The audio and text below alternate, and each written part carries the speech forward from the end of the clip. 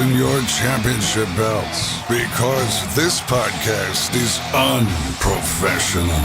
Welcome to your weekly home for wrestling reviews, discussion, predictions, and more. This is Unprofessional Wrestling. Here are your hosts, Schwartz, George, and Travis. Hey everybody, how are you doing? Hey yo. Thanks for checking out Unprofessional Wrestling. We're back for the second week in a row. Hell of a streak, boys. I am Travis, of course. Along with me, we got George. George, how are you? Pretty good. How are you?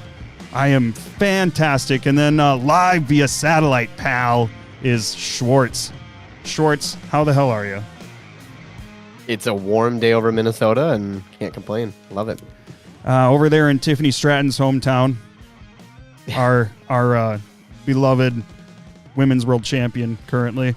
Yeah, boys, we're very excited to be here. Today's a big day for us. We are doing our first interview. And speaking of that, why don't we bring our guest in right now? Ladies and gentlemen, let me introduce you to the human monster truck, Perry Von Vicious. Hello, Perry. How are you doing today? Good. Thanks for having me. We're very excited to have you. Like I mentioned before, this is our first interview that we've ever done. I'm especially excited, of course, because I work in the monster truck world.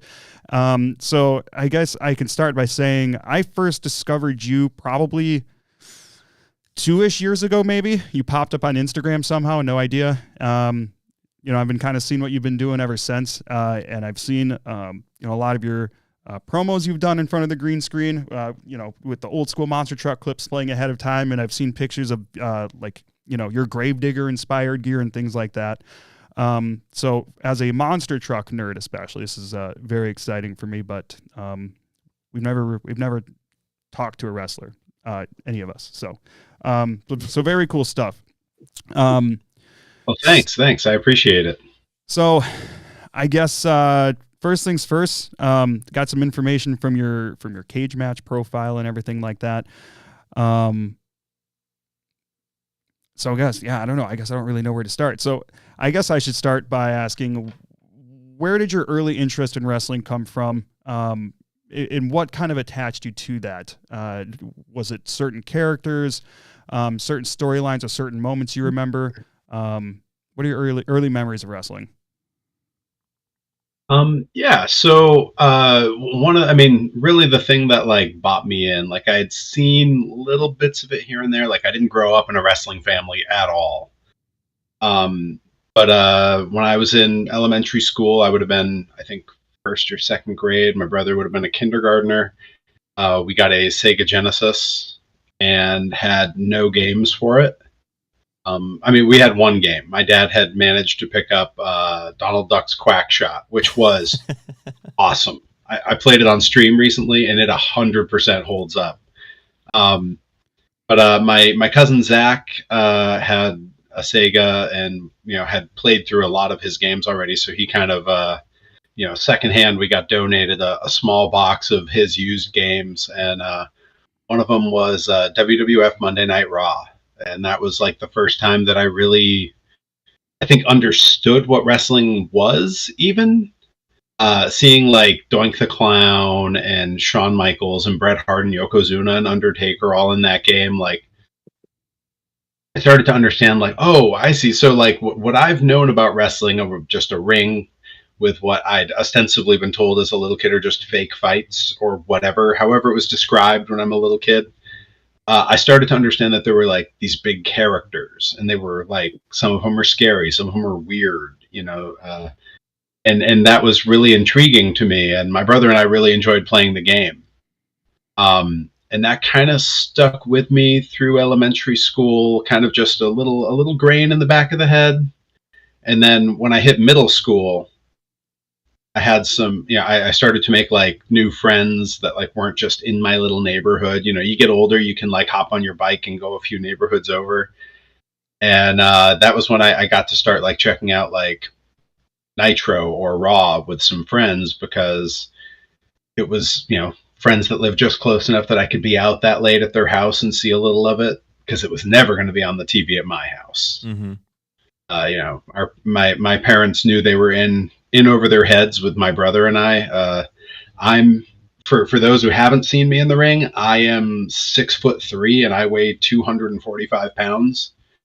I'm a big guy, and my brother is just as big, and we've always been big. Like, even when we were little, we were big. And my mom is 5 foot nothing.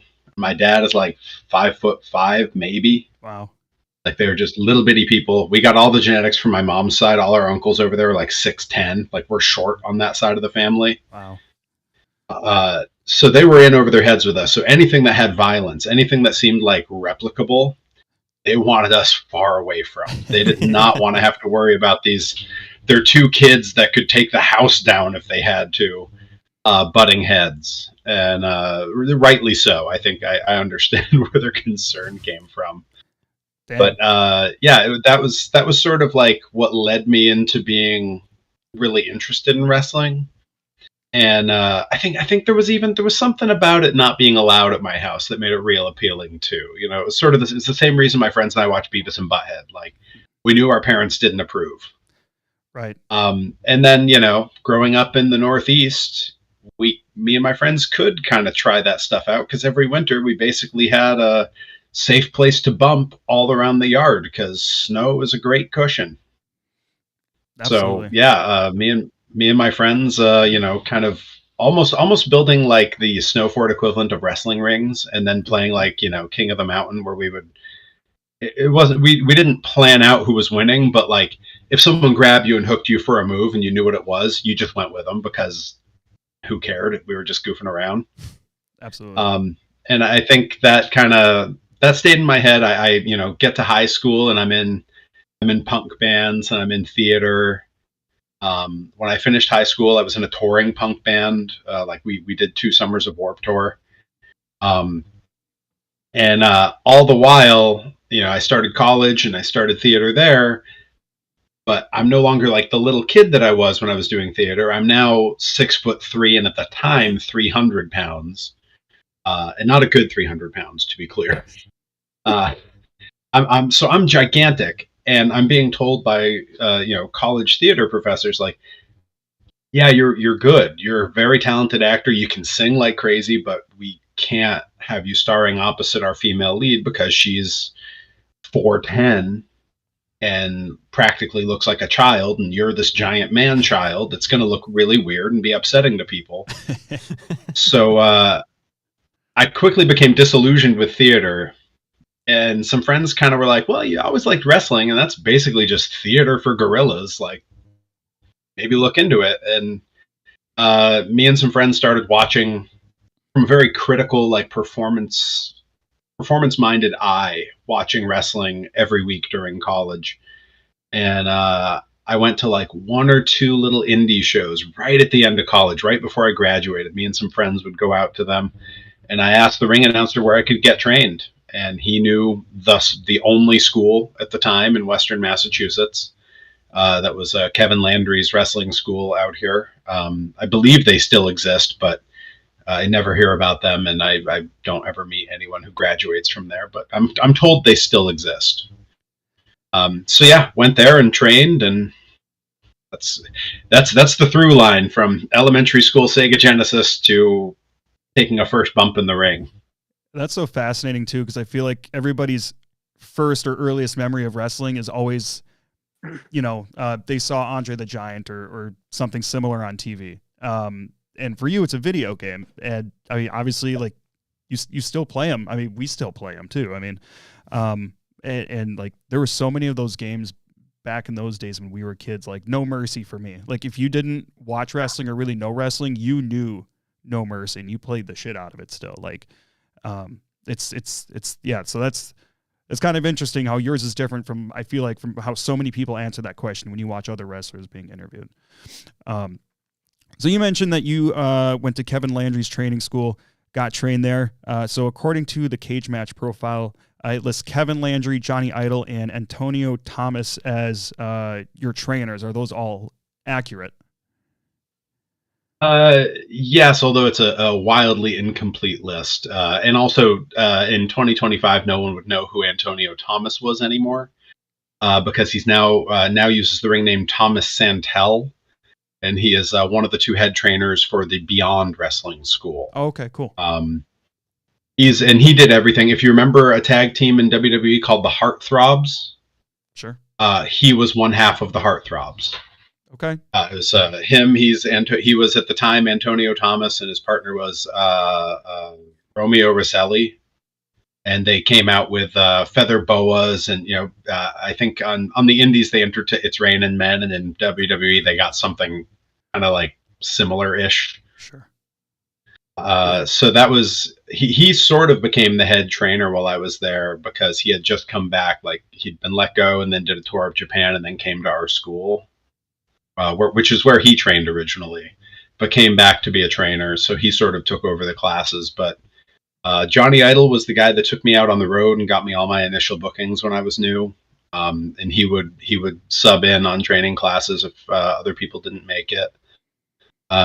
Kevin owned the school, but like so many guys who own wrestling schools, I think maybe 3 classes he ever ran while I was there. He was a good trainer, but he just, he had other stuff going on. And then he had a local guy named Aaron Morrison, who was essentially running the school for him, that did most of the classes. That was my sort of East Coast trainers. But about a year and a half in, I moved to California. And when you're that new, you're not established, and people, you don't move out there and people are going, oh, we can't wait to book this guy, he's a big star. That wasn't the case. The way you get in is you find a school that also runs a show and you start training there. So I went to the there's one on the East Coast and one on the West Coast. I went to the West Coast Big Time Wrestling, that at the time was owned and run by Kirk White.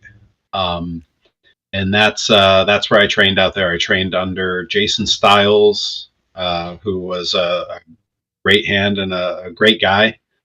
But that's also where I trained alongside a brand new to the business Aaron Solo, and also still in her first year at the time, a very young Bailey. Oh, wow. Wow. Oh, Yeah, one of my oldest friends in wrestling is also one of the wealthiest individuals in wrestling. Is that somebody you keep in touch with ever still? Like once, twice a year, Sure. we text. Like if she does something really cool, or like when she has her match at Mania, I'll usually text her. But otherwise, it's been a really long time. I mean, that was, I think, 2012 was the last time we were ever on a show together. Wow. And so it's been a long time. Like, we've seen each other since then. If she like comes through like somewhere where I'm also like wrestling that weekend, we'll try to meet up for food or something. But Sure. She's got her own life now. Yeah, I'd say she's a little busy, huh? A little bit. Yeah, I mean, in a lot of ways, we all are. Of course. Like how many friends from 12 years ago that you don't live in proximity to do you see, right? This is like the only one. I'm one of those people that like stays in touch with everybody, but the older I grow, the more I realize most people aren't that way. So I'm just weird, I guess. Yeah. Yeah, you had a lot of different trainers, and you kind of came up in a couple different spots.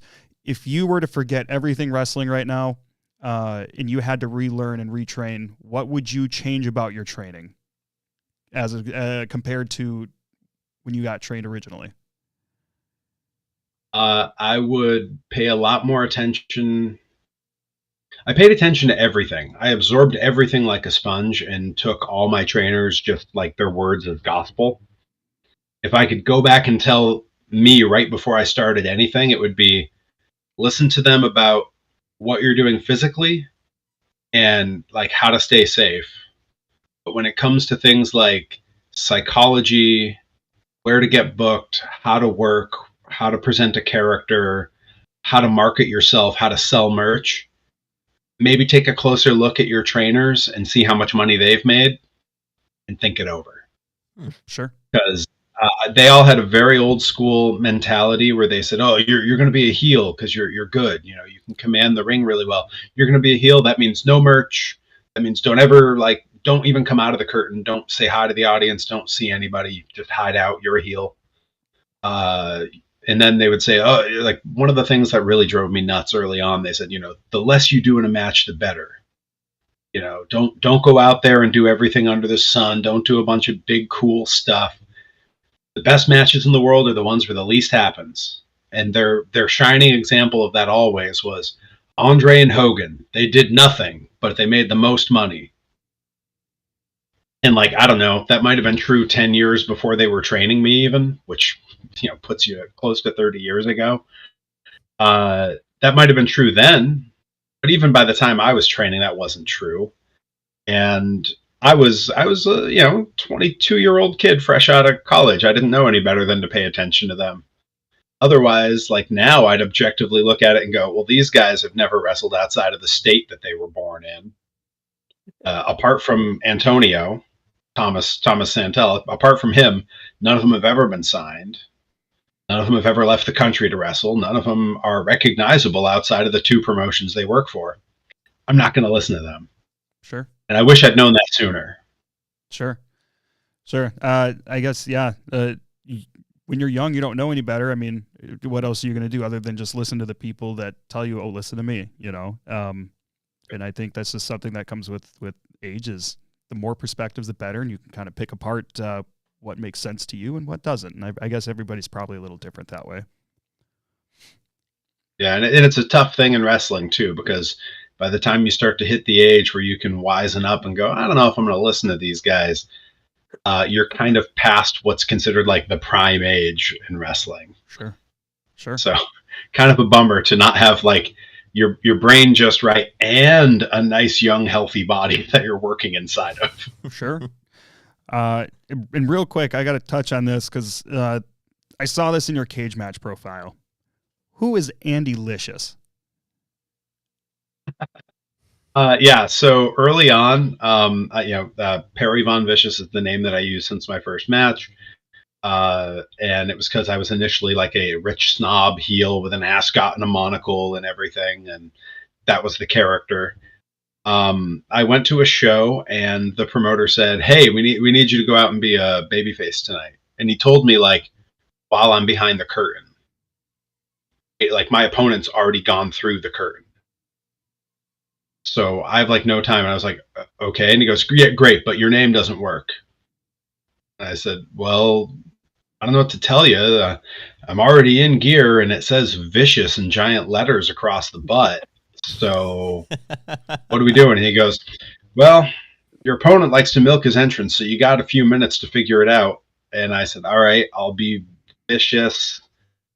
And then I thought my brother's name is Andy. So it's I'll be Vicious, Andy, Licious. It just kind of the English major in me that loves puns and dumb wordplay, it just clicked instantly.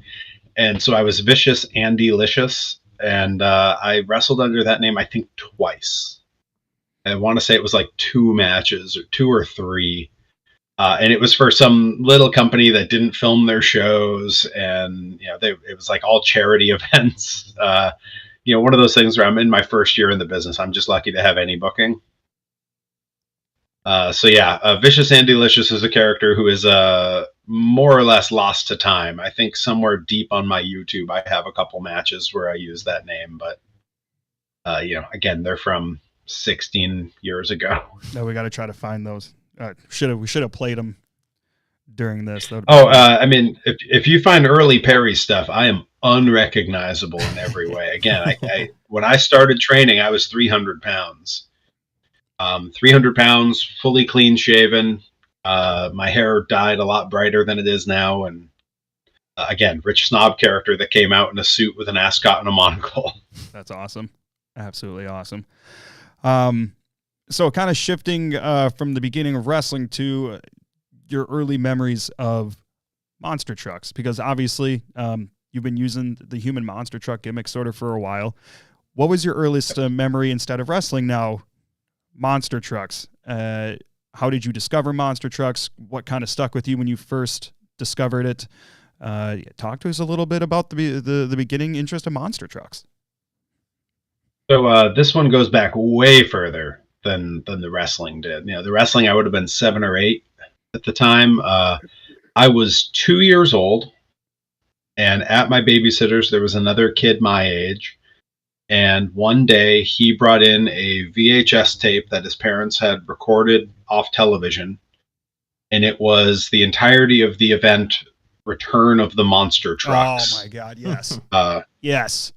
The The first ever televised side by side monster truck racing. What a classic! Yeah, the classic. Frankenstein, Blue Thunder, or it was Rolling Thunder, Blue Thunder, Frankenstein, Monster Vet, Bigfoot, Awesome Kong 2, Michigan Ice Monster, USA 1. The classic, like the other two have really no laid idea what's happening, right? They have no clue. I'm Oh. loving it. This laid such a foundation for like everything I understood about like being in front of an audience, seeing like a packed Superdome for this whole event, and then they would flash like quick little glimpses at other events around the country that were also packed. It was such a formative moment in my childhood. We borrowed a neighbor's VCR to stack on top of our VCR, and borrowed the tape from the kid at my babysitter so my parents could make a copy. And then I watched that tape so many times that it stopped playing right, and they had to do it again. I watched that thing so much as a little kid that I didn't see it again. I was probably, I don't know, maybe 5 or 6 the last time I had watched it. By then it'd been 4 years of watching it over and over. 5 or 6 was the last time I'd watched it. While the world was shut down in 2020, so that would make me 36 at the time, I discovered that it was on Amazon Prime and was like, oh, cool. I hit play, and my wife had to point out to me that I was doing it. I was saying lines along with it while it was playing. So like 30 years later, having not seen any of it in that time, I'm sitting in front of my computer just out loud, just saying stuff along with the announcer, and like they'd cut away to like little music video segments, and I'd be humming along with the song because I knew it. And it'd be like some random song that was never used for anything else in the history of media. So yeah, that was the first time for me. And then obviously again, my parents being like not wrestling people, they were definitely not monster truck people either. Like I always joke with my dad that they've got to be so confused about how I grew up with a love of the redneck arts. Like being into wrestling and monster trucks just doesn't track with my family at all. So I watched that like crazy, came home, and it was all I would talk about, just monster trucks, monster truck, monster truck. My parents didn't even know what it meant. And they finally took me out to a toy store in our town, and my mom had to ask the person behind the counter, my kid's talking about monster trucks. Do you even know what this means? I said, oh yeah. And they walked us over, and on the pegs was the Matchbox Superchargers, which had Bigfoot and USA 1 and Rolling Thunder and a bunch of the trucks from the tape I'd watched. So yeah, that also led to my love of toy making and toys, which has informed a great deal of my adult life. Incredible. And we got Phil Vicinanza here in the YouTube comments as well. Phil runs the Monster Truck Collecting Facebook group. I hear he also runs the internet, but yeah, hi Phil. I hope you're still here. Please feel free to ask any questions to Perry if you would like. But man, that's funny that it's so funny that back then like people didn't know what monster trucks were. And that's not to say you're old or anything, but I mean, it's so crazy because like everybody, growing up, everybody knows of Gravedigger and Bigfoot and all that stuff, even if they don't follow it, just household names in pop culture, I guess you could say.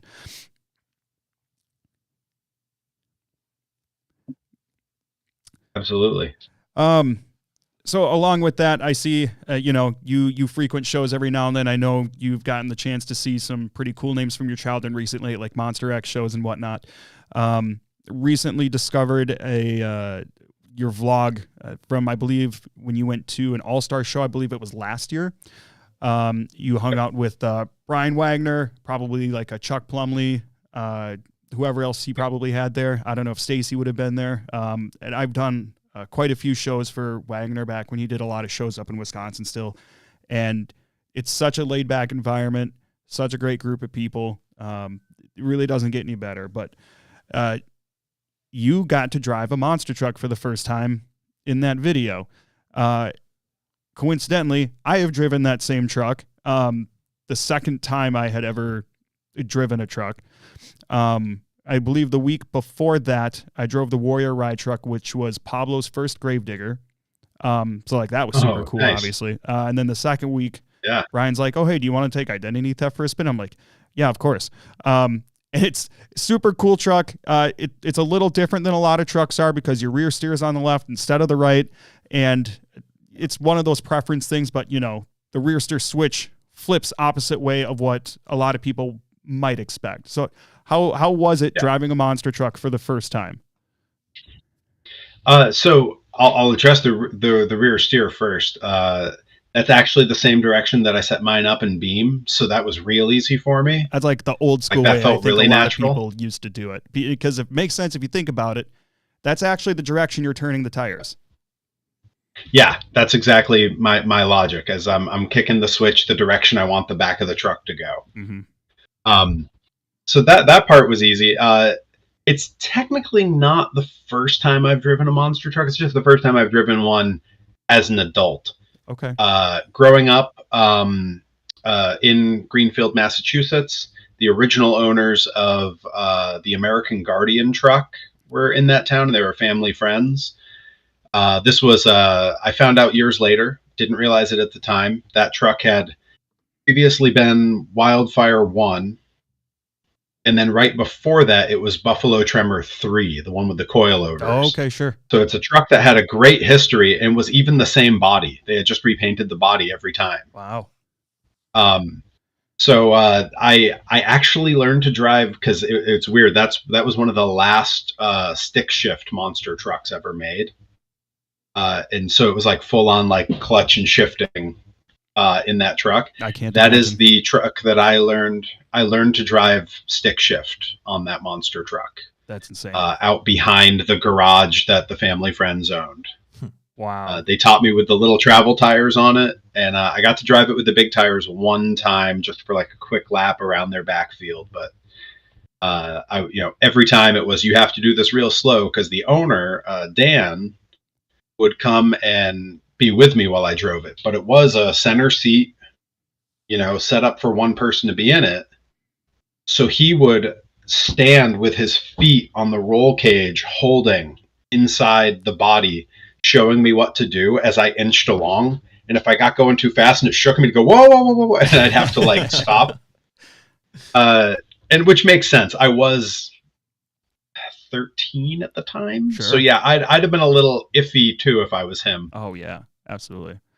But yeah, so yeah, many years later, getting to drive one actually on a track, and one that was a more modern version, and it was awesome. And my whole crew that was with me, I was actually up for 2 wrestling bookings up in Maine when that happened.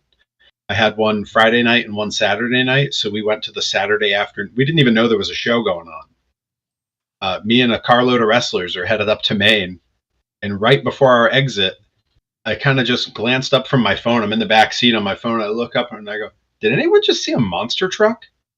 And they were all like, yeah, you see monster trucks everywhere. Whatever, man. I was like, I don't know. And so I pull up Apple Maps and I see there's a speedway right there. And I was like, well, it says there's a speedway. And the first Google pictures that come up are from other monster truck events that have been there. And I was like, oh, there's got to be something going on. So I quickly look them up and go, hey, there's a show tomorrow afternoon, guys. Let's go. And I told everyone, like, oh, it'll be my treat. Like, figuring I would just, it's cheap. It's a speedway show. It's not going to be a big deal. Mm-hmm. And they all kind of said, like, yeah, sure. We'll see if Randy, who owns Limitless Wrestling up in Maine, which is one of the biggest indie companies in the country. We were staying at his house. He helps run a bunch of other companies up there. So he was on production for the shows we were on. And we said, yeah, we'll see if Randy wants to go. This will be great. And we asked him, and he, of course, was like, oh, yeah, we're doing that. So we go, we do our show that night. I get blasted in the face. We all thought my nose was broken. Terrible night at the office. Go back to their place. Everyone stays up till 3 or 4 in the morning watching wrestling and shouting at the TV. Caught like 4 hours of sleep before we had to get up and get breakfast if we were going to make it over in time for the pit party. And as we're in line for me to buy tickets for everybody, a voice that I'd never heard before says, "Hey, are you Perry Von Vicious?" And this has happened to me at a lot of monster truck shows now. But this was the first time I had other wrestlers with me to actually see it. So like they've heard me say this happens. They've never seen it. Now they believe you. And yeah. And so I go, yeah. And I turn and it's Chuck Plumley and he's wearing his whole attire for like the show. You know, he's all done up in all-star monster truck. He's got the lanyard and everything. God, I love Chuck. And he kind of looks, he's the best. Absolutely. He looks the crew of us up and down and he goes, "You guys didn't buy tickets already or anything, right?" And I said, "No." And he goes, "All right, cool. Come with me." He just walks us past the front gate and walks us right to a table and goes, "Yeah, we need VIP passes for 1, 2, 3, 4, 5 of these 5." And just walked us in, marched us past the line of people waiting to go on the ride truck and goes, "Yeah, you guys should go for a ride. Go on." Just waved us up and we went for a ride. Then he had me do the "Gentlemen, Start Your Engines" to kick the show off, which was pretty cool. Fantastic. And in the middle of the show, he came to us and said, "Hey, do you want to drive the ride truck like after the crowd clears out?" And I kind of told him like, "Well, I don't actually know if we're staying till the end of the show. Like, I got my pictures already. I got a bunch of clips for the vlog already. And we have a show we have to get to that we're kind of helping to run." And as I'm starting to say that, Randy from Limitless, who is the kingpin of Maine wrestling, no wrestling show happens in Maine without him kind of telling them to do it, just looked at me and he goes, "Oh, if you're driving that thing, we're not going anywhere. The show will wait for us." That's incredible. And so I was like, "Yeah, that's true. It doesn't matter if I'm late to the show. I'm in the main event. Like, I'm not on till the end." Cool. And so when we went down, the whole crew got to come on. Randy, my buddy Johnny Torres, who he graduated wrestling school with me. Now he's a commentator all these years later. So he's been with me since the beginning. My buddy ZPB, who started wrestling a year or two ahead of me and was actually my first ever singles match back in 2008. And he was there and got to ride along with some of the like IWTV production guys. So it's just like a very cool experience to have like a load of your wrestling friends in the truck while you got to drive it around the track. It's very cool. It's very special that they got to experience the gimmick, which probably wasn't much of a gimmick. That was real life. That's real life for Perry. Hey, Schwartz, I got a question for you, if I could. What's it like to be the only one on the show currently that hasn't driven a monster truck? Just wondering. Because George got to do it at my wedding. It's pretty fun. Anyway. Well, I mean, it just shows that you're a bad friend, so. Well, anyway. But you'll have to come up in the future. Absolutely. I would love to. Listen, we can make it happen. I know of a truck that has a bunch of tacos all over it. And What time is it? I believe it's crunch time. Hell yeah. Yeah. Okay. Hell yeah. Yeah. So we gotta get Perry Von Vicious at Throwdown, Monster Truck Throwdown, of course. Please, man, I'm telling you, like Mount Pleasant, or there's a couple other big shows we do. I know we don't go to the Northeast a whole lot anymore, but man, it's a good time. We'll make it happen. We'll get you some bookings around here or something. Also, nice. Phil Vinchinanza in the comments says Shorts can drive at your next. Oh, I'm not gonna have a next wedding, you prick. Anyways, okay, so so we've talked wrestling, we've talked a little bit of monster trucks. Let's talk about how you combine the two. How did you come up with the human monster truck, and how did you introduce it to the wrestling world? So my persona had started to evolve as more or less as my body had started to evolve. I started off sort of pear-shaped. I had sort of a King Kong Bundy kind of build early on. And then in 2010, I lost 110 pounds in 10 months.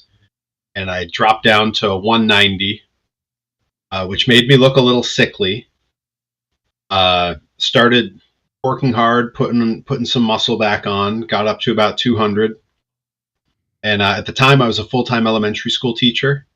And my kids were so polite as to give me the worst stomach flu I've ever had in my life. And I lost 15 pounds in 72 hours. Ooh. My Put me goodness. at 185, the lightest I've been as an adult. It's an effective weight loss strategy, but not one I recommend. And then over the ensuing 10 years after that, building muscle is a slow process. And I went from very fat to incredibly skinny to now where I borderline look like an athlete, depending on your opinion of how an athlete should look.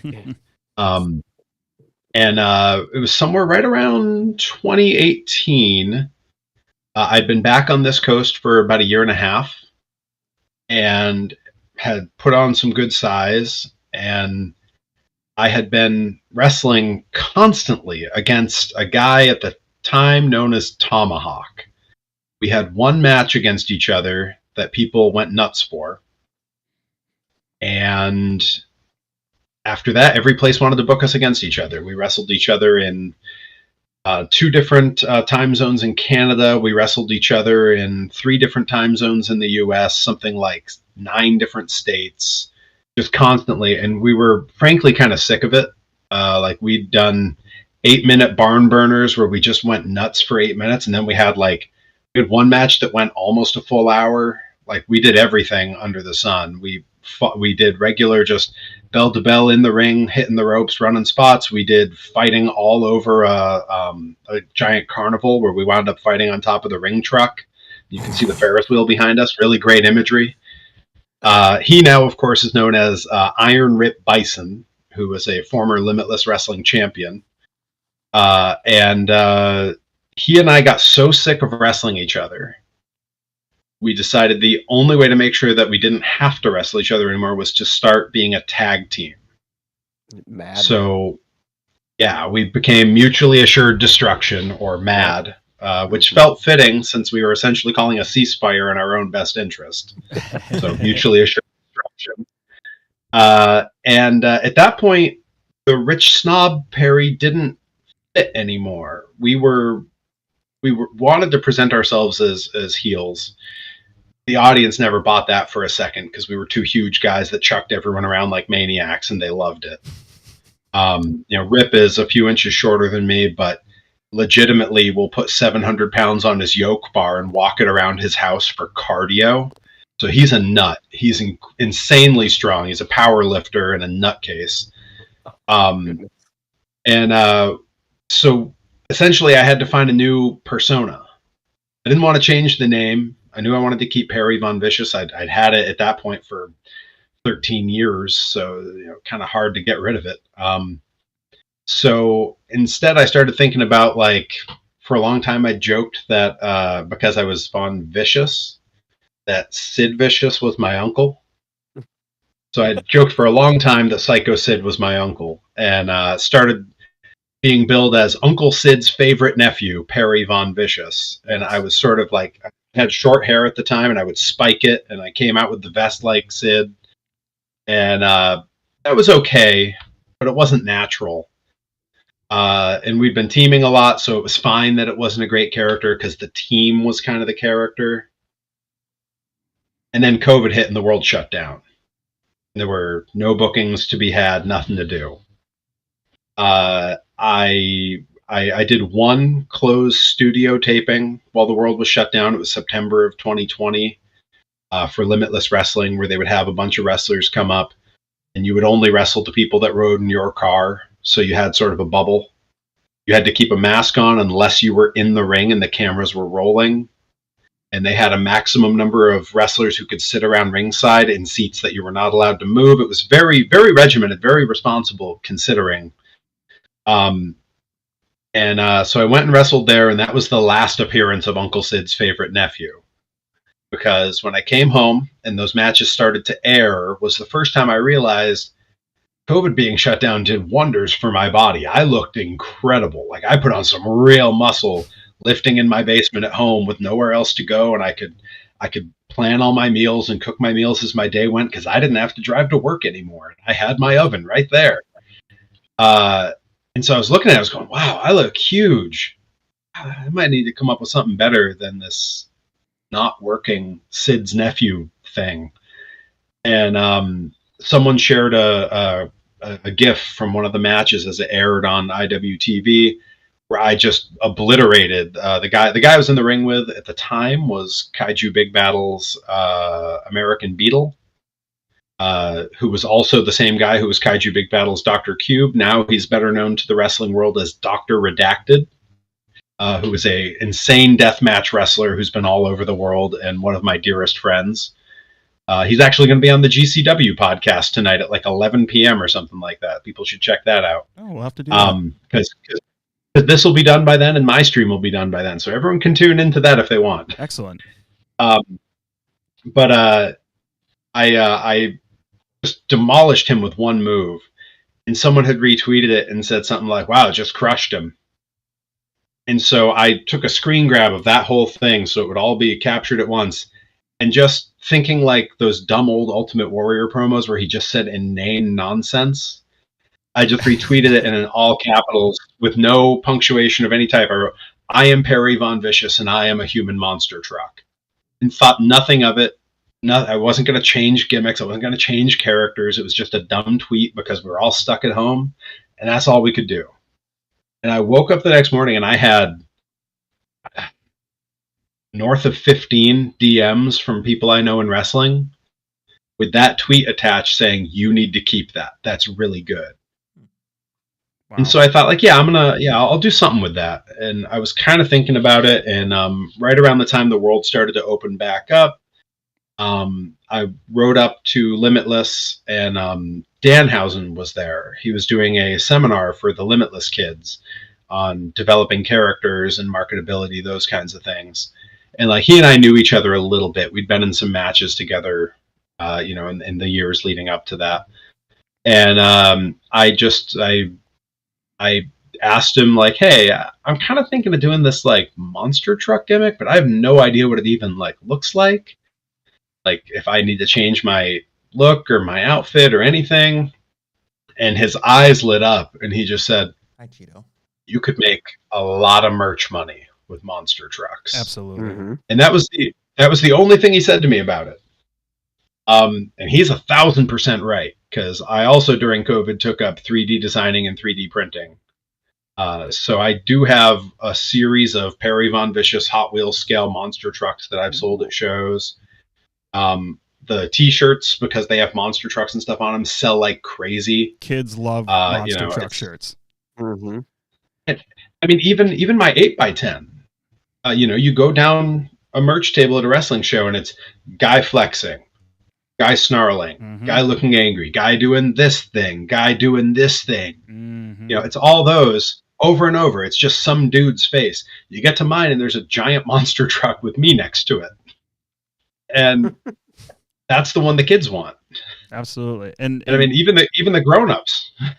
Yeah. And that's such a good point too. And I think a lot of people, the way that I view monster trucks, and I've been doing it for over 10 years now, and you really realize like in a lot of ways, a lot of promotions are just marketing companies to get people in to sell them merch. It's the business side isn't about the show. It's about getting people in to buy merchandise. And that's a big piece of the business. And there's a lot of teams that rely on those merch sales and a lot of promotions that rely on those merch sales. So I think that's a really great point because that's a great parallel between the two different types of entertainment businesses that we're dealing with here. And they're definitely similar worlds, Very. The teams, the individuals who market themselves the best, often it's because they're connecting the best with their audience. And that's who's going to end up making the most money. And that's why there's so many trucks like El Toro Loco or Monster Mutt or on the independent side, even you got a lot of those. Like you got Frostbite now. You got Kylie Kent and first one that came to mind. Yep. Kylie Kent. Yep, that was the first one I thought of. Who is awesome. Shout out Send It Motorsports. Crazy Train is now on the Monster Jam first quarter circuit. So I mean, it's the two are so similar in so many ways. One being that they are somewhat marketed as competitions, even though they're not. But merch sales are huge for both of them, and it's crazy how similar they are. And a lot of people that like monster trucks also like wrestling, and that's kind of hard to explain, but the two are just so similar to each other. Yeah. I mean, I think the umbrella term that WWE has clung to so much, sports entertainment. Monster trucks are kind of just motorsports entertainment. Absolutely. It's the same idea, just instead of combat, it's in the world of racing. Correct. And there's definitely competition that, between the people in the back, probably similarly, maybe there is in a sense between the boys in the back and, at any show that you might go to. But all in all, I mean, everybody's getting paid, some a little bit more than others, depending on how well they perform and how much merch they sell. And so, I mean, it's very similar that way too, probably. Absolutely. Yeah, very fascinating stuff. So obviously, I've seen a lot of clips of your promos. You play an old school monster truck clip from the 80s or 90s and whatever it may be. You kind of go into your promo in front of the green screen there. So obviously you are leaning a lot on old school monster trucks to make Perry Von Vicious tick, the human monster truck. What inspirations do you pull from wrestling to make the human monster truck go? There's the huge influence from the Road Warriors. That's sort of like, they just feel so much larger than life to me. Like, what everyone in wrestling, they talk about the Road Warrior pop, because it didn't really matter where they showed up, how much fanfare they were given ahead of time. If their music hit, any version of their music hit in any country in front of any audience, the roof came off. And there's something to be said for presenting yourself huge that way. And you can see it in their promos, where they just, the second the mic goes in front of them, they spring to life. I try to get a little of that going on my promos in front of the green screen. And even in like a presentation in front of an audience, I try to have some of that. Like I want to seem bigger. Like I'm a big guy, but I want to seem bigger. So it's the reason that when I come through the curtain, if you ever see a clip of me wrestling, it's both arms in the air, hands open wide, just huge. Because anything I can do to seem bigger than what they expect, I think really leaves an impression. And I mean, even for quite some time, I don't really wear it as much now, but like I would have a vest, or a vest with a leather jacket under it, and the vest is covered with spikes, and on the back has a huge monster truck, and like just it's covered with huge things to make me look crazy. And it's not just the little metal spikes like the biker spikes like you think of; those are on there. But I also like 3D printed my own sort of like kaiju Godzilla spikes that are all on it. And, I just, and you see that with the Road Warriors. That's the shoulder pads they wore out to the ring and everything. Mm-hmm. You want to stand out. For a long time, because I was asked to run seminars and I still do sometimes, because different characters I had always did well. And that was the thing that schools would have me teach their students, was like, teach them a little bit about how to find a character. Like they all think they have a character, but none of them do. And they were right. And I would tell them, like, little kid comes to a local indie wrestling show on a Friday. He's going to see 7 to 10 matches, because that's how indie shows go. No one knows when to say no. So there's 10 matches sometimes. And in those matches, some of them are going to be scrambles. There's going to be rumbles. There's going to be 6-man tags, 8-man tags, tag matches, singles. They could see north of 40 wrestlers that night. I mean, 20 minimum. I think the smallest show I've been on in the States in the last decade probably had 12 people. And it was a pro wrestling grind show where they explicitly said, we're doing 4 matches and that's it. It's a lot of characters. So there's so many that come through. 10-year-old kid comes to that show on a Friday night, spends 2 hours seeing 20 to 40 people. When they go to school Monday, are they going to tell their friends about the guy that just looked like a wrestler, might have had a catchy name, but just looked like a wrestler and did wrestling things, which is most wrestlers?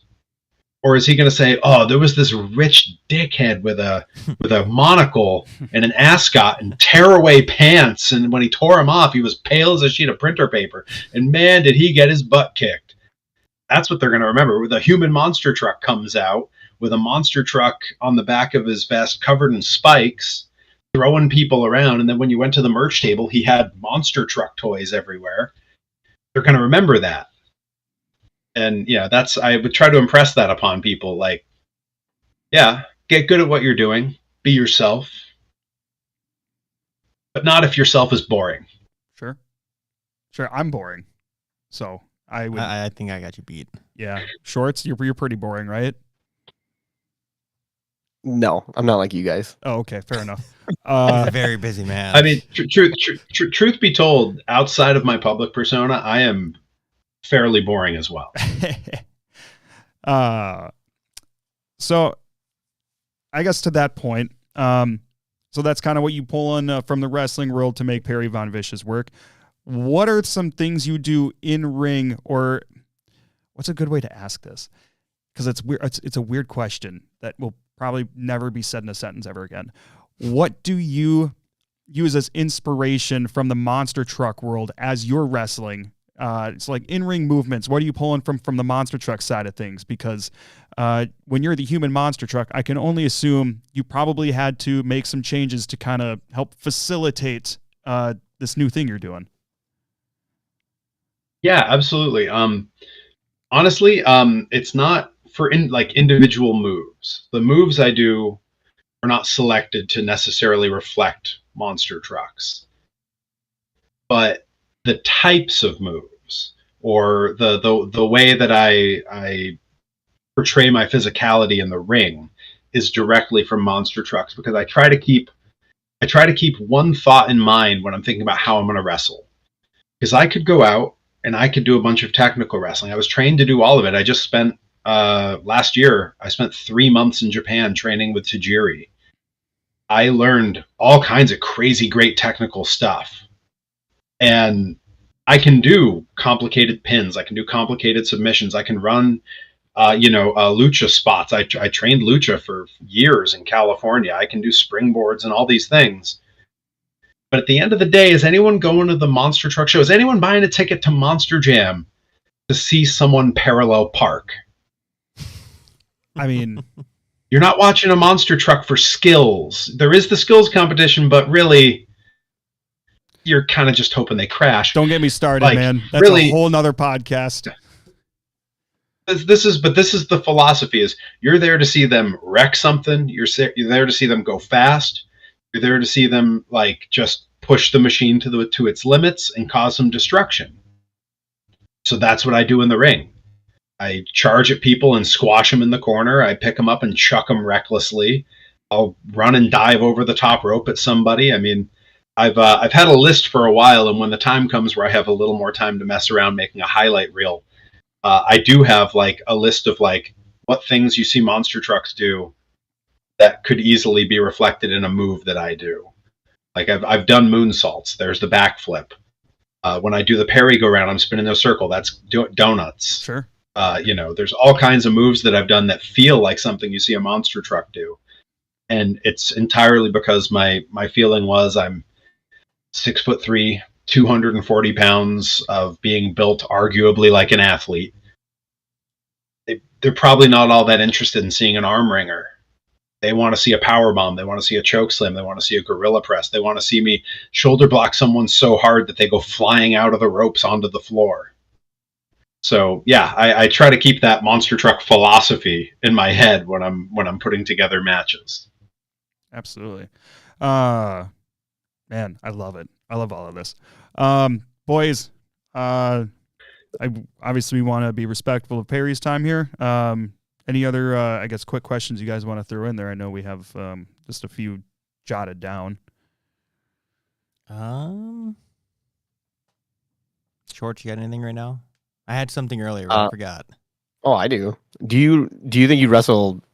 I guess there's two parts. Do you think you wrestle better as a heel or face?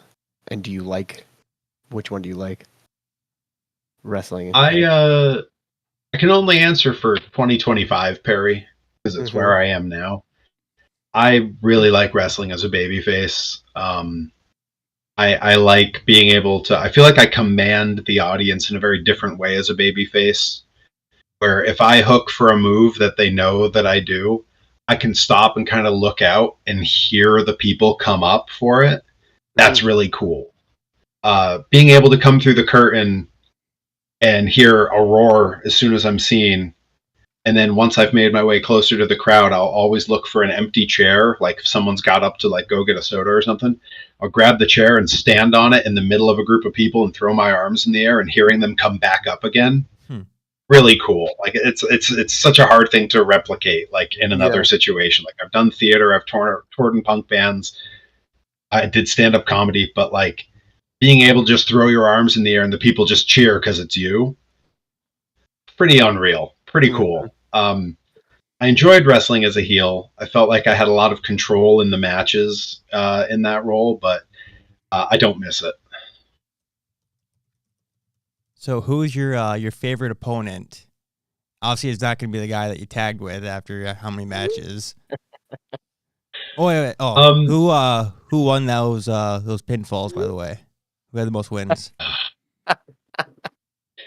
So in over 30 singles matches with each other, not even counting times we were in tag matches or triple threats and those things. In like 30 something matches, I won twice. What? Yeah. One time I took a company's main belt off of him. I became a heavyweight champion, beat him for that.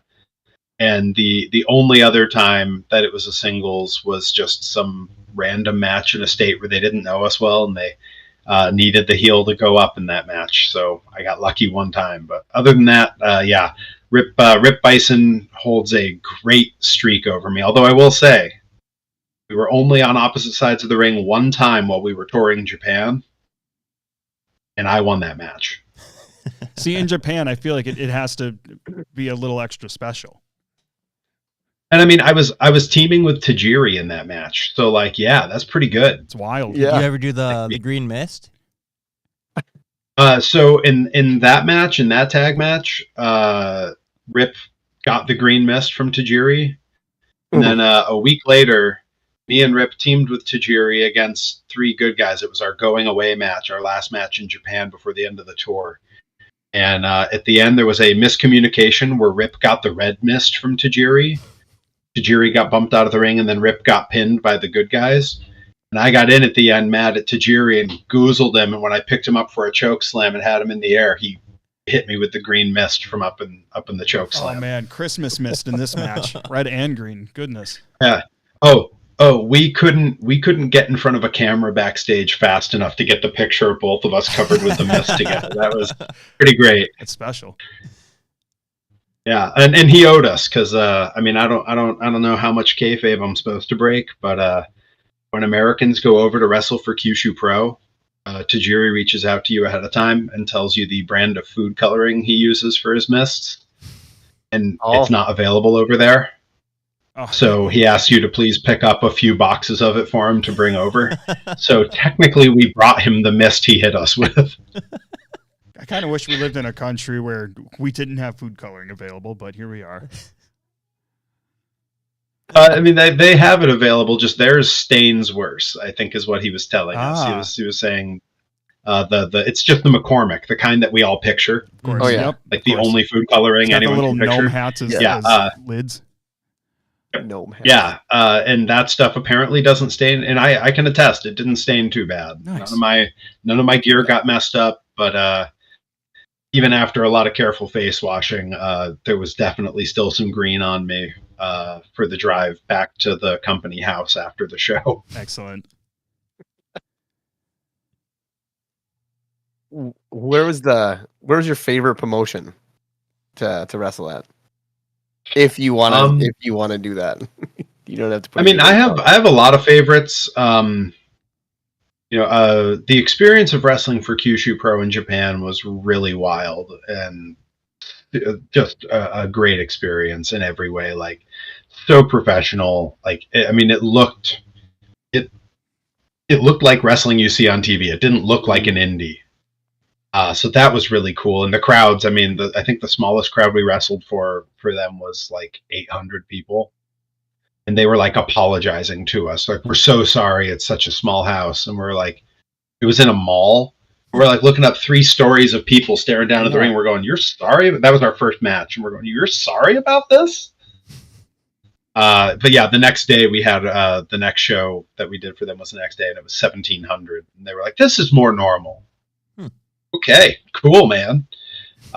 So that was pretty cool. But really, like, if I'm to promote any places, it's what I consider sort of my 3 home promotions. There's Pro Wrestling Grind, that's out of East Hampton, Massachusetts. That is owned and operated by 2 of my closest friends in pro wrestling, Iron Rip Bison and his fiance, Delmi Exo, who is the MLW Women's Champion. The 2 of them own and operate Pro Wrestling Grind.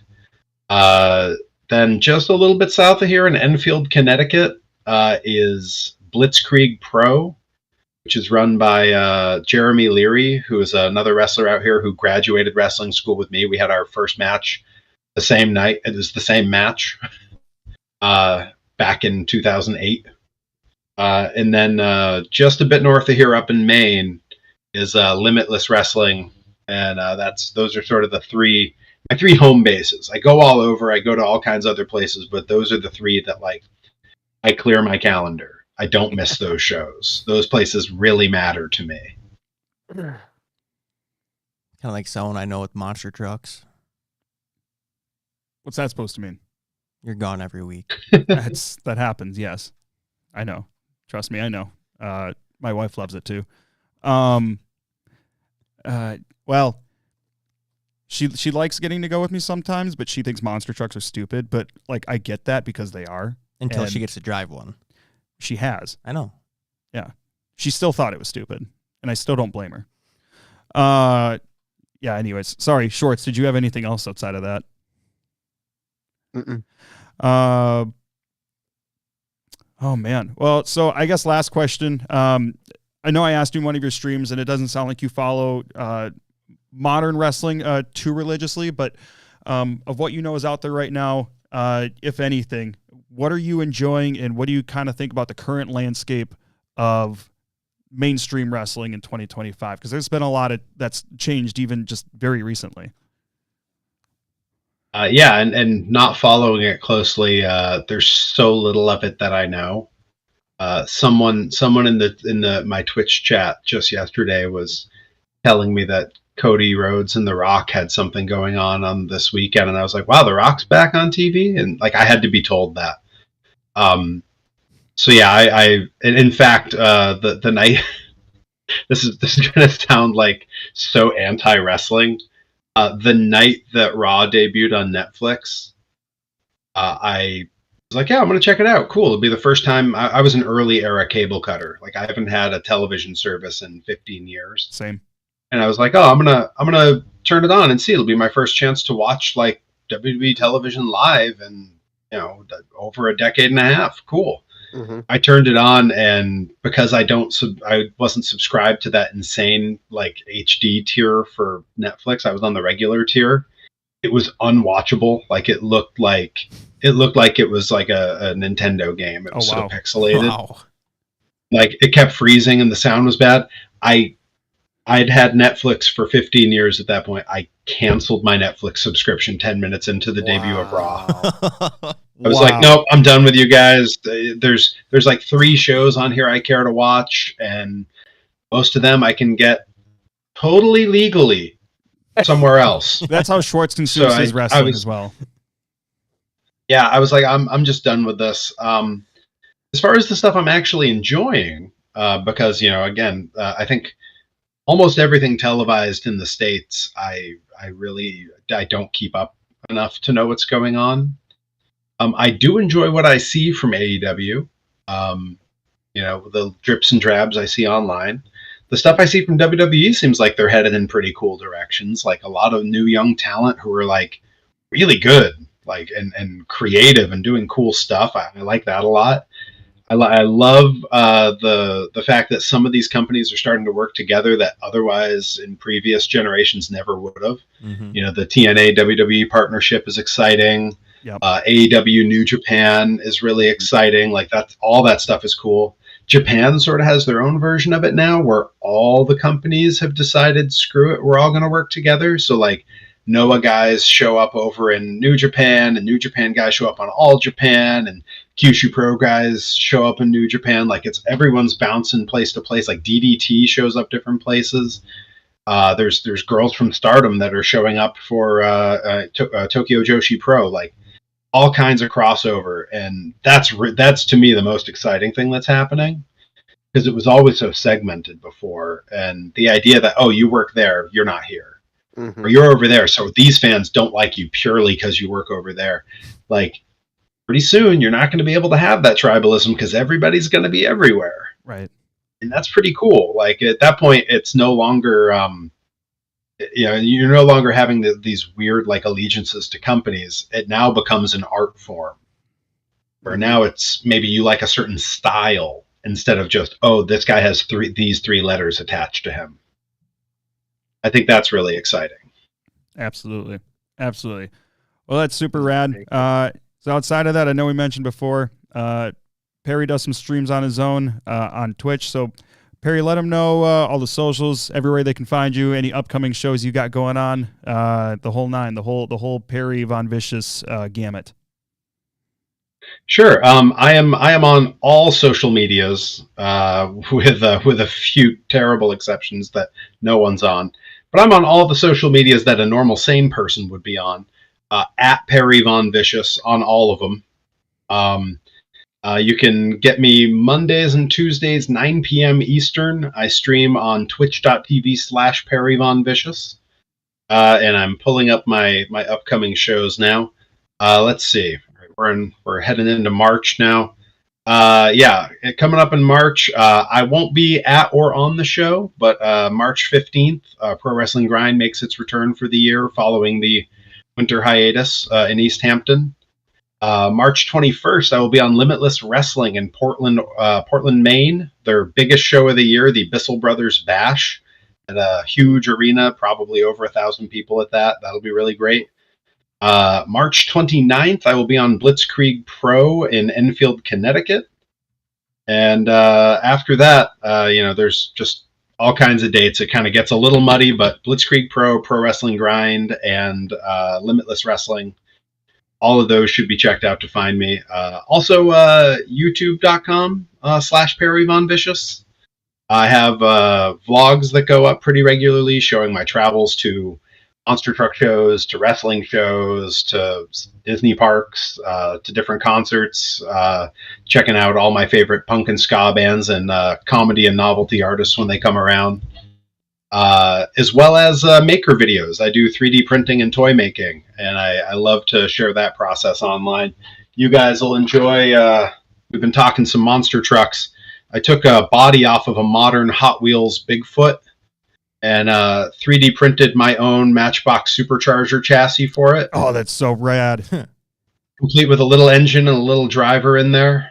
That's something I'm really proud of, doing customs like that. And that's actually what I'm going to be doing on stream later tonight at 9 p.m. on Twitch. I'm going to be on Tinkercad modeling up a Matchbox Supercharger style tractor puller. Good chance I might pop in and check that out once I get finished up with all this. So everybody, make sure you check out Perry Von Vicious on all the socials. Check his Twitch stream tonight. He'll be making some monster truck toys. That's good stuff.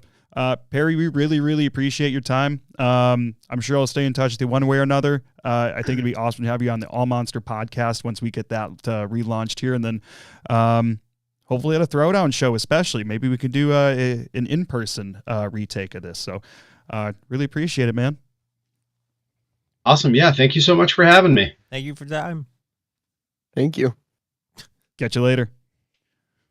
All righty. Take care. See ya. Oh, boys. What do we think of the interview with Perry Von Vicious? He just dropped off. I thought it was pretty rad. Pretty interesting. It's very interesting. Just to talk to someone, like you said in the beginning, just to talk to someone that's been in the industry. I mean, he did say he knows Bailey. Yeah, he knows Bailey, came up with Bailey a little bit. Maybe we can get her on the show. I would say we're 1 degree separation from Bailey now. Yeah, exactly. We're this close to Bailey now. That's exactly what I was thinking. Somebody tag her. Oh, yeah, that was very cool. My face looks awful on the stream right now. Yeah, it does. It always looks awful though, so it's normal. I hate you. All I'm right. both.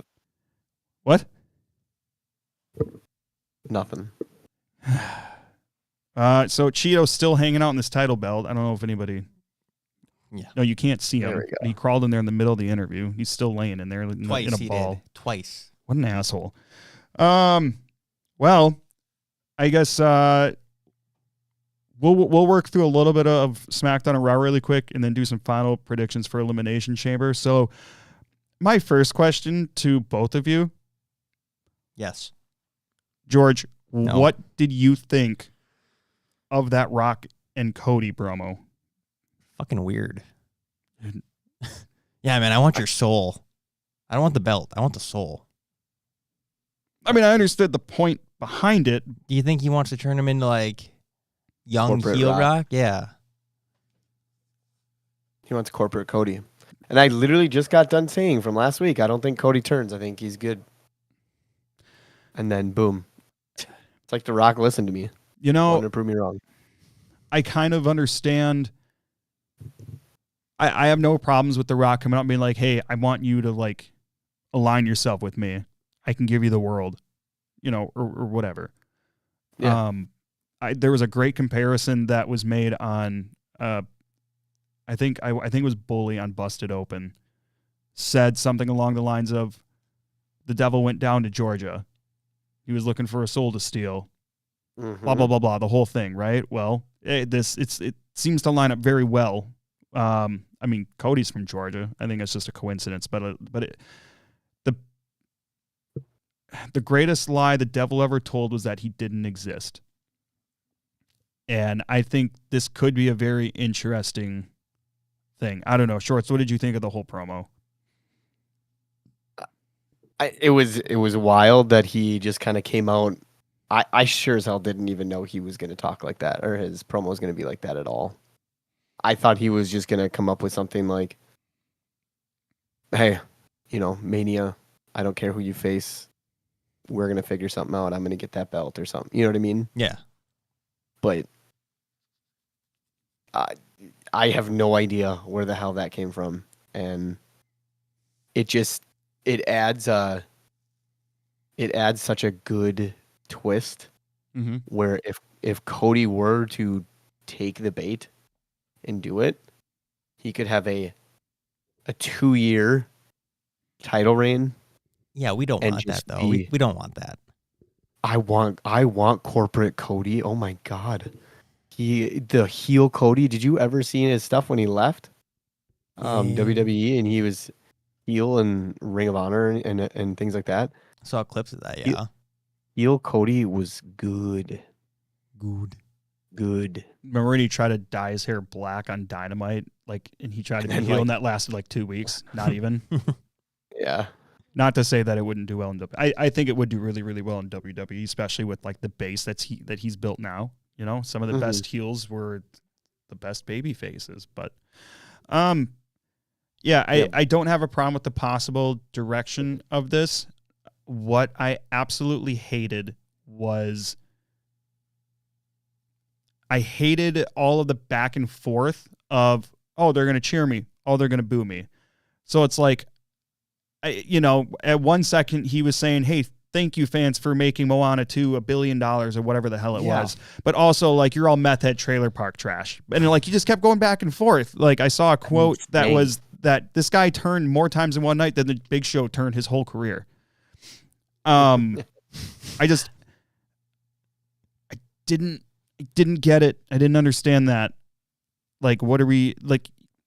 He comes out. He's like, I'm the final boss, but he wasn't always the final boss in that promo. He was being a kiss ass corporate. He was S in his own D most of the time. Yeah. Yeah, he confused me a lot. Yeah. Like, I don't know. So George summed it up. Confusing.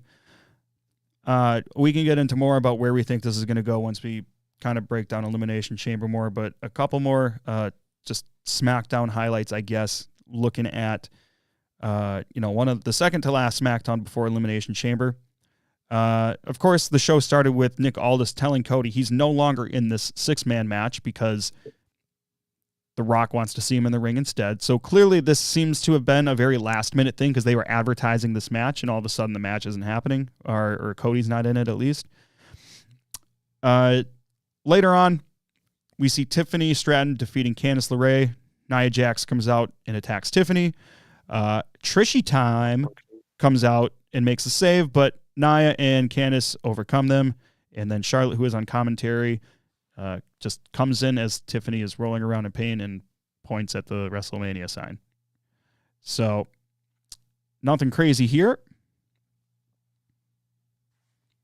Kevin Owens is outside of Sami Zayn's house and films him with his family through the window, asking Sami if he's thought about the family. Ask if he's considered the consequences of going against Kevin. If Kevin seriously hurts him, what about his family? He tells Sami he's selfish. I was kind of torn on what I thought about this particular segment and Kevin being outside of Sami's house, because I feel like to this point, everything Kevin has been saying is true and it makes sense, and people should be on Kevin Owens' side more than they are. So I felt it was a little weird going to the house, because that wasn't like a very honest thing to do, I guess. I don't know. I think after last week when we talked about Kevin Owens, I'm definitely feeling a lot of what he's saying and how true, like, everything that he says. Mm-hmm. Yeah, they've done a very good job with keeping Kevin, because he's been doing this for months now. They're keeping him true to his same character. Yeah, I'm really liking everything they've done with Kevin and going against everybody that's tried to help Roman, because Roman, he was the one king ruler, and now look at what's happening. And that's why a lot of people right now are going to be against Cody going with Rock, because it's like, oh, well, we had a one ruler champion, like, who acted like a king, and they're worried that Cody might become something like that if he aligned himself with The Rock. So outside of that, that was kind of like everything related to the Elimination Chamber buildup that I wanted to touch on. And then for Monday Night Raw, most of it was, a lot of Elimination Chamber buildup. There were some promo packages. There were some backstage things, et cetera, et cetera. So Raw started with Logan Paul coming out, doing a terrible promo. He says he's going to beat 3 doorknobs and John Cena. Yeah, you kind of missed one. Yeah, so as Pat McAfee said, the math doesn't math. There's 6 people in that match, you fucking idiot, not 5. Yeah, I know. Anyways, he's interrupted by CM Punk. Punk basically, more or less, comes out and just obliterates him on the mic. And then Logan Paul says some more stupid shit, and he slaps CM Punk and then runs out like a little bitch. And you could see a little bit of blood even that CM Punk let out of his mouth from that. How mad were you after that? Oh, it just made me more. more. A good slap. No, it did its job, and it made me excited to see CM Punk beat the shit out of Logan Paul. Did you want to fight Logan Paul for CM Punk? I think I could take him. They're definitely going to start the match. I think I could take him. I could take him and Jake Paul at the same time. Oh, God. No questions. No question. I got it. So anyways, I do like the build up they're doing between people that are in these Elimination Chamber matches. Okay, make this one make sense. No. Lyra retains the IC title against Dakota Kai again.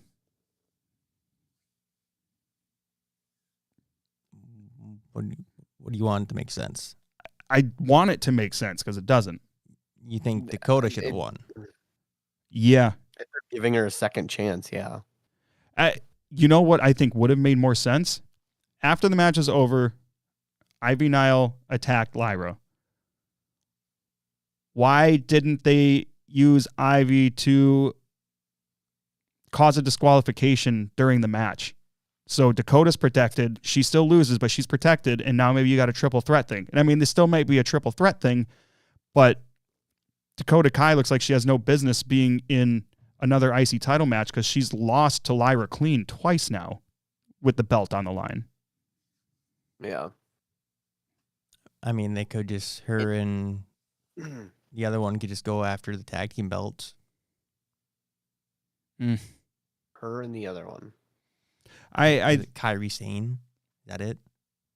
Yeah, I think Kairi's out for possible injury. But why wouldn't they just put like Ivy Nile beating Dakota Kai for the number one or contender, and then have her lose, and then set something else up again? You just give Lyra more wins, but you also kind of stagger Dakota Kai in there. Yeah, I don't get it because I think the crowd's definitely behind Dakota, and I think they have been for a while. And I think it made sense to do it, and I thought they were going to do it, and they didn't. Right. So I don't know.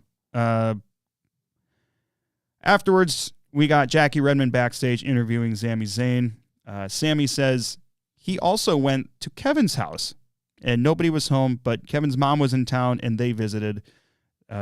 Sami said after that he went home and he was ashamed because he went to Kevin Owens' house. He couldn't believe he stooped to that level. He said that this match is different than all of the others they've had because he doesn't know what either of them are capable this time around. Says it's next, not 100% where he wants it to be, but this is where we're at. I'm excited for this match. I'm glad it's unsanctioned because I think that's really adding to the story, but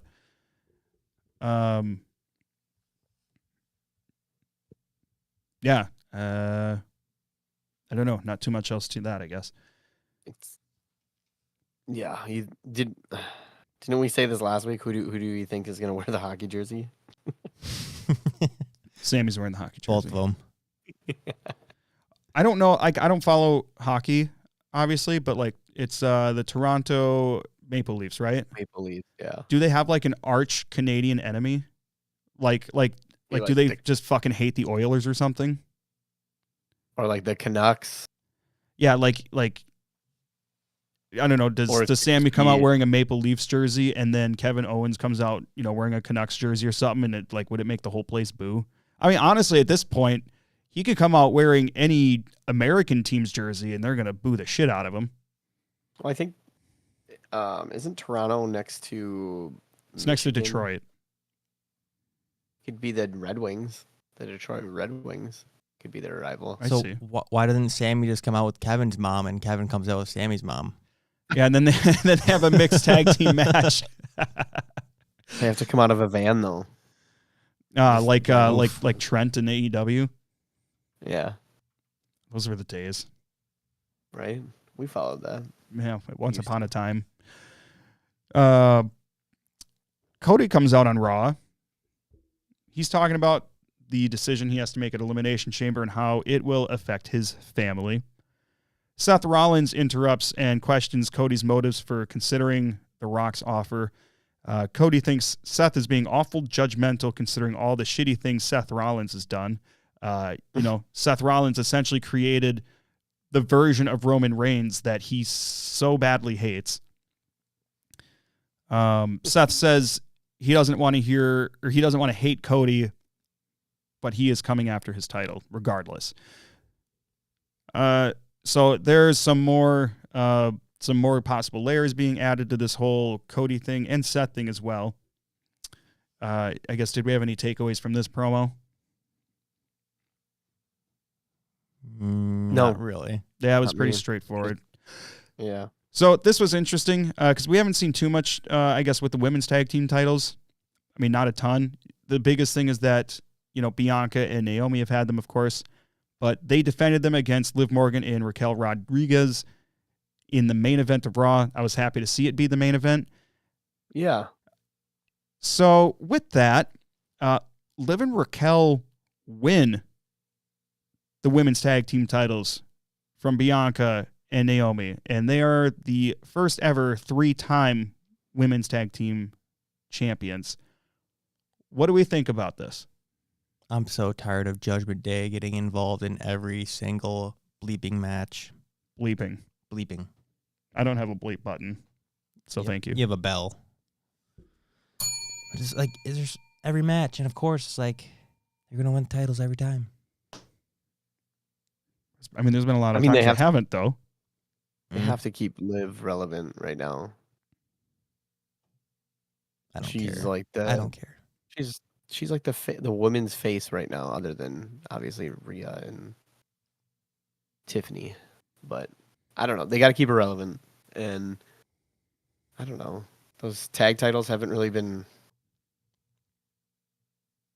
I don't know. I don't know if I like the tag titles anymore. The women's tag titles, they just don't put enough on them. I think they've been doing more with them than they have the women's mid-card titles for sure. Especially lately, but I mean, I will say Naomi and Bianca. I mean, they've been doing something every week, sometimes twice a week. Mm-hmm. So I mean, it's not like we haven't been seeing those titles. Yeah, I think they need to. I think they need like an NXT tag or the women's tag team to have win they? them, and then they just. No, not since they've consolidated them. Okay. Oh, it's right. I forgot they did that. Yeah, that was Ronda Rousey. Oh boy. What does it mean for Bianca and Naomi to lose these tag titles? I know we talked about this last week, but does it change any of your opinions on who wins the chamber match? No, Yes. But it does give me a better idea of what I think happens with Bianca and or Naomi from here. You care to share, or?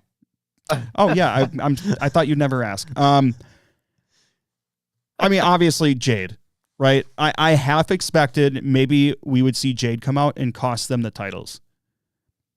Now, I feel Jade is the reason one of or both of them do not win the Elimination Chamber, and now we're setting up for Mania. Are you thinking like she takes someone out and then replaces them in the match, or No, like gets just involved in the match somehow? Just gets involved in the match, not replaces anybody. I mean, I could see it. I'm still picking Bailey to win. Well, at least now, like we know Liv's not gonna win. She's got the tag title now. They're not gonna give her both. Yeah, I don't expect Liv to win. Because that would once again set up Rhea and Liv, and I don't think they're going to do that again. Right. So, all in all, that's going to take us to our final predictions for the Elimination Chamber. So, with that, let's start with Tiffany Stratton and Trish Stratus versus Nia Jax and Candice LeRae. Predictions. Shorts, you go first.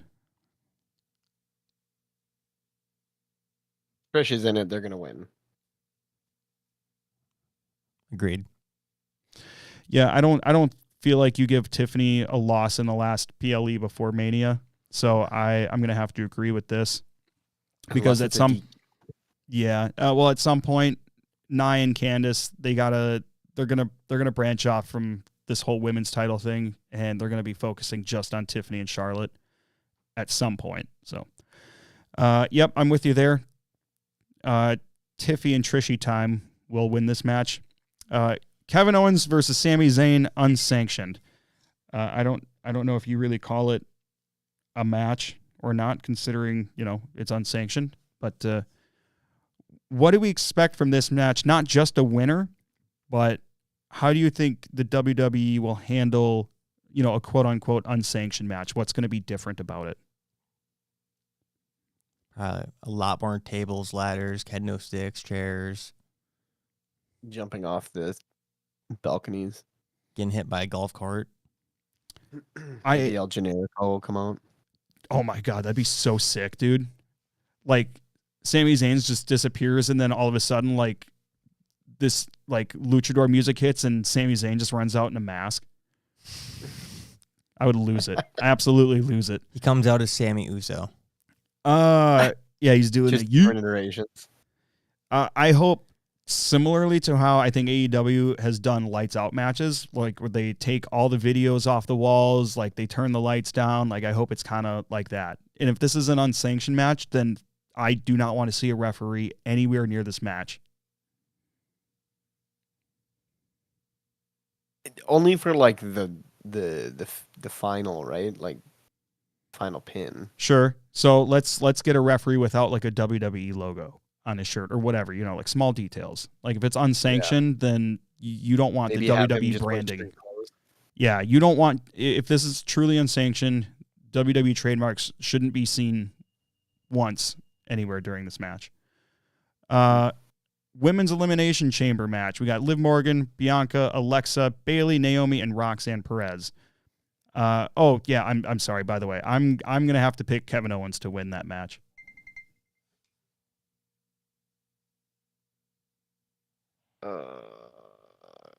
I'm going Sammy. Do you think there's any interference maybe from Roman? I don't think so, personally. Persuade Sammy. Maybe Randy Orton. I just feel like someone's Oh, yeah, that's a good point. I forgot about Randy. I do think Sammy's going to win, and I do think Randy might be a catalyst to that. Oh, I'm going to take opposite of you guys, so I'm different. So I'll take Kevin Owens. Fair enough. You said that last week, too. I said that last week. Oh. Maybe not. I don't know, whatever. Women's Elimination Chamber match. Liv, Bianca, Alexa, Bayley, Naomi, and Roxanne Perez. I personally, I can't choose. I got to say it's either Alexa or Roxanne. I'm going to be bold. I'm going to say Roxanne Perez wins. I say it comes down to Roxanne and Bayley wins. And those two have a feud going on in NXT right now. So that's what I'm wondering if that will get in the way. Their feud will get in the way and then cost them. It could. The only reason I'm not going with Bliss is because of the Wyatt stuff.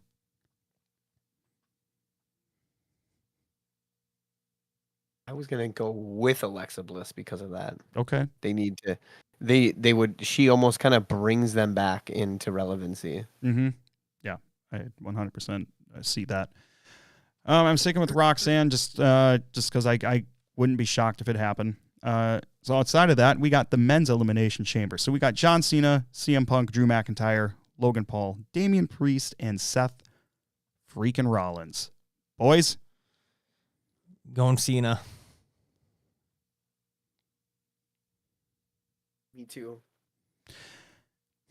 We already know. You don't have to say it. We know. I don't think Cena should win. Is it likely? Sure. I'm going to go Punk because I still feel like that makes the most sense. I felt like he should have won Rumble. I think it makes the most sense if Punk wins. I can also see a possibility here of either Cena or Seth winning, and then Punk uses the favor to somehow get into a title match at Mania, possibly the Cody match. That's a very good yes. That could absolutely happen. That favor that's been lingering around. What? For the purposes of picking one person, I'm gonna go with Punk. So, those are Elimination Chamber predictions locked in. Yeah, super locked. Bet. Well, I guess with that, want to give a big thank you to one Perry Von Vicious, the Human Monster Truck. And don't forget, you can also check us out on Apple and Spotify, Unprofessional Wrestling Podcast. Make sure to subscribe.